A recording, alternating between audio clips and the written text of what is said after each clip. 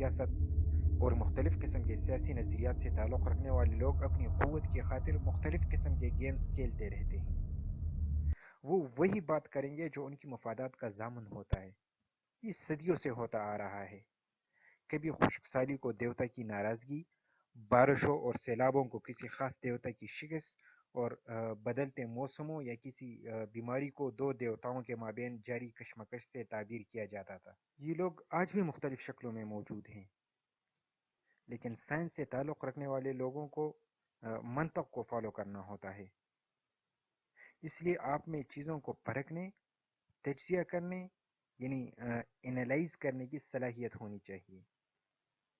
اگر ویڈیو اچھی لگے تو لائک اور شیئر کریں، کمنٹس میں اپنی رائے دیں، اور میرا چینل ضرور سبسکرائب کریں۔ آداب۔